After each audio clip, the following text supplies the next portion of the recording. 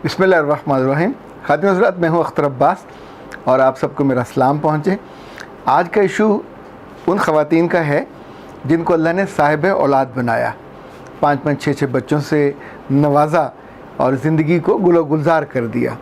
लेकिन चूँकि हम ज़रा नाशुक्र लोग होते हैं, हम किसी हालत में भी खुश नहीं होते, तो ऐसी ख़वातीन औलाद की इतनी शानदार और इतनी बड़ी नेमत पे भी तंग होती हैं और फिर ज़ाहिर है उनकी अपनी ज़िंदगी की क्वालिटी भी ख़राब होती है, गुफ्तगू की क्वालिटी भी ख़राब होती है। तो आज का जो सवाल है वो मिसेज़ अज़रा जहाँ का है, उसी के हवाले से हम बात करेंगे।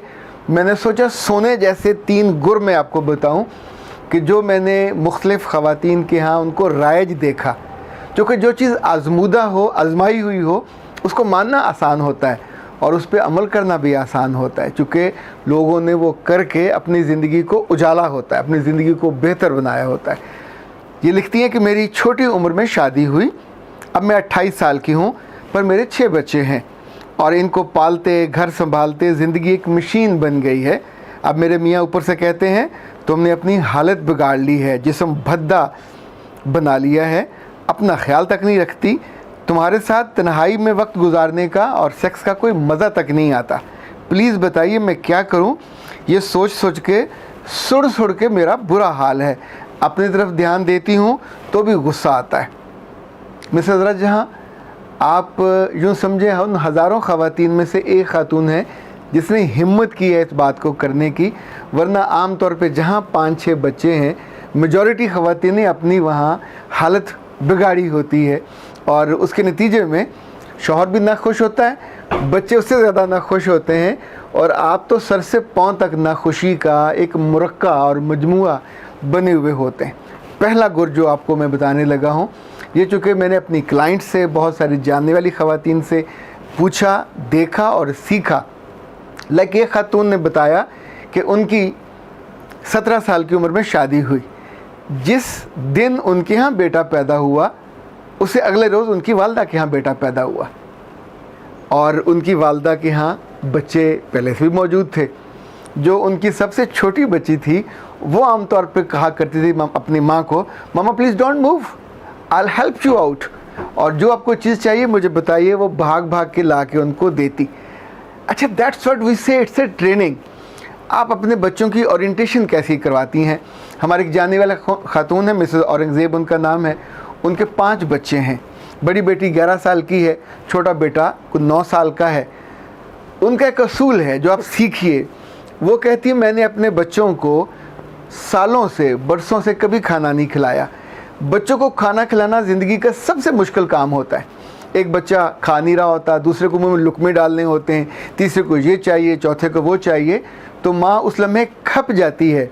वो ये कहती हैं कि मैं एक प्लेट में अपने 5 बेटों को, बच्चों को खाना देती हूँ और बड़ी बेटी और बड़े बेटे को ज़ुम्मे होता है, इट्स अंडरस्टूड कि वो छोटों को साथ साथ लुकमे डाल डाल के उनको खिलाते जाएंगे। मैं सिर्फ टेक केयर करती हूँ कि जो सालन है वो वहाँ देती जाऊँ और पानी वहाँ हम पहुँचाती जाऊँ। नतीजा ये हुआ कि 1 आध साल बाद 5 बच्चे वो इतने ट्रेंड हैं कि एक दूसरे को लुकमे भी खिलाते हैं, एक दूसरे का खाने का भी ख्याल करते हैं। वो वक्त जो आपका सबसे बड़ा टेंशन का या स्ट्रेस का होता है, वो आप आराम से उस वक्त बाकी घर के कामों को तवज्जो दे सकते हैं। दूसरा, उन्होंने जो बहुत दानिशमंदी की, आप भी कीजिए। बहुत सारी माएँ ये नादानी करती हैं कि मेरी बच्ची पढ़ रही है, हाय 11 साल की है, 12 साल की है, 13 साल की है, उसका ये एग्ज़ाम है, उसका वो एग्ज़ाम है। आप उन बच्चों को नाकारा बना दोगे, ज़ीरो। आप उन बच्चों को किसी काम का नहीं छोड़ोगे। So be a good mother, be a sensible mother, और हर वक्त अपने आप को ढीला छोड़ने और हर काम खुद करने की बजाय, देखो सुबह आजकल बच्चे सारे घर पे हैं, तो कभी अपना कमरा खुद तरतीब ना दीजिए। अपनी बेटी से कहिए, अपने बेटे से कहिए, जिस जिस जगह पे हैं, अगर उनका स्टडी रूम अलग है तो वहाँ उनको, बेटी को बार बार ये ध्यान होना चाहिए कि वो चीज़ों को तरतीब करती जाए। इसी तौर पे बेटे अपनी किताबों को, अपने बिस्तरों को, अपने जूतों को, जो जो चीज़ें हैं, जिनकी बड़ी बेटियां नहीं हैं, बड़े बेटे हैं, मैंने अपनी आँखों से देखा, इसे ऐनुल यकीन कहते हैं, कि वो दस्तरखान अगर वहाँ बिछाना है तो बेटा बिछाएगा, अगर टेबल पे बर्तन लगाने हैं तो बेटा लगाएगा, बर्तन उठाने हैं तो बेटा उठाएगा। बेटा बड़ा हो या बेटी बड़ी हो, उसको अपने साथ बुलाइए।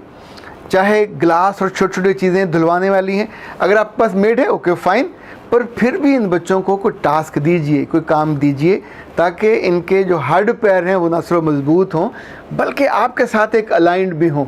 उस बीच में आपको फिर वक्त भी बचेगा, अपनी तरफ ध्यान देने का वक्त भी बचेगा। जिन ख़वातीन को ये बड़ा मसला होता है, हाय छोटे छोटे बच्चे हैं तो ना वॉक का टाइम है ना काम का वक्त है, संभाला नहीं जाता, तो बाबा लोग आसान काम करो। जो बड़े बच्चे हैं जिस वक्त पढ़ने शाम को बैठें तो एक आध बच्चा उनके हवाले कीजिए, दूसरे को उसमें वॉकर में डालिए, जो उनकी प्रैम होती है उसमें डालिए, और अपने घर से 3-4 गलियां दूर प्रैम को जाइए, टहलते जाइए, साथ साथ तस्बीह करती जाइए, और वहाँ से 15 मिनट 20 मिनट से आगाज़ करें, आधा घंटा ले लें। अगर करीब को पार्क है go there and then come back. आप चंद दिनों के अंदर फील करोगे कि आपके अंदर दोबारा से ज़िंदगी की रमक, वो जो काम कर कर के एक यबूसत और माई वाला तासुर बना हुआ होता है वो दूर हो जाता है। तीसरी बात, ये नानियाँ और दादियाँ बहुत प्यार से सिखाती थी, अब सिखाती नहीं है। हर सूरत में जितने मर्ज़ी काम हों, ज़ोहर पे नहा लीजिए, गुस्ल कीजिए, मुँह हाथ धोइए, बाल बनाइए, नए कपड़े पहनिए, हर सूरत में उल्टे लटक जाएं, नए कपड़े पहनिए और फिर नमाज अदा कीजिए। याद रखिएगा, जो ख़वातीन नमाज अदा करती हैं उनके चेहरे को कभी क्लिनजिंग की ज़रूरत नहीं पड़ती, और जब भी आप वज़ू करोगे 5 दफ़ा तो चेहरे की 5 दफ़ा क्लिनजिंग होगी। ये जो हालत बिगड़ती है और फिर उसके बाद पिंपल्स आते हैं, फिर उस पर एक्नी आती है, आप सोचिए कि जब जब वज़ू करोगे तो ये चेहरा आपका साफ़ हुआ। याद रखिएगा, जो हाइड्रेट स्किन होती है इस पर पिंपल्स वगैरह नहीं आते, तो उसकी उम्र बढ़ जाएगी, खूबसूरती बढ़ जाएगी। जिस वक्त आप साफ़ कपड़े पहनते हो और आप नमाज के लिए जाते हो तो आपको इल्म होता है कि आप अल्लाह के हजूर जा रहे हैं, तो गंदा मंदा कपड़ा पहन के आप नहीं जाओगे। इसको आदत बना लीजिए, दिन में 2 दफ़े भी बदलने पड़े कपड़े तो कोई हर्ज नहीं है। एक बात जो आपको मैं राज की बताने लगा हूँ कि जो ख़वातीन सजदा करती हैं और लंबा सजदा करती हैं, ये जगह जो है ये सजदे का पॉइंट है, यही पावर पॉइंट है। इसमें 4 फ़ायदे बड़े होते हैं। ये जो बुढ़ापा है उसका पॉइंट भी ये है, ये जो जिस्म की दर्दें हैं उसका पॉइंट भी ये है, जो नज़र है उसका पॉइंट भी ये है। इसी तौर पे आपकी याददाश्त की बेहतर होना, आपका नज़र का तेज़ होना, उसका भी इसी जगह से ताल्लुक़ है। जितना लंबा सजदा, ये तो अब साइंस ने साबित किया, उतनी ही आपकी याददाश्त बेहतर, उतनी ही आपकी निगाह बेहतर, और उतनी ही आपका जो बुढ़ापा है वो लेट हो जाता है। उससे अगली बात, जब हम सजदे में जाते हैं, जितनी ख़वातीन सजदा करती हैं उनका पेट कभी छल छल नहीं करता, मोटा नहीं होता। सजदा हमेशा अपने पेट को, जो ख़वातीन बैठ के नमाज़ पढ़ती हैं उनका पेट हमेशा भद्दा और भारी हो जाता है। आपकी मियाँ को जो शिकायत है वो बिल्कुल जायज़ शिकायत है। इतना सा काम कर लीजिए। हमने एक वीडियो बतौर ख़ास इस बात पे बनाई थी कि मियाँ किस बात पे खुश हो जाते हैं, नीचे हम उसका लिंक शेयर कर रहे हैं, उसको कर लीजिए ताकि आपकी ज़िंदगी की क्वालिटी दोबारा से बेहतर हो जाए।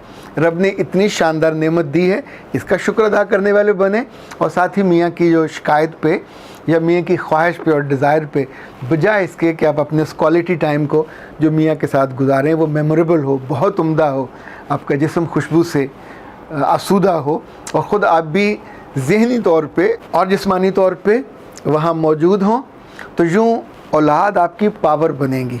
औलाद आपका बखेड़ा या आपकी परेशानी नहीं बनेगी। औलाद जितनी भी ज़्यादा हो खैर ही खैर है, यानी मैं कम औलाद के हक़ में नहीं हूँ, औलाद जितनी ज़्यादा हो उतना ही अच्छा है। बस सिर्फ उनको संभालते जाइए, एक दूसरे को सेल्फ़ ट्रेंड करते जाइए।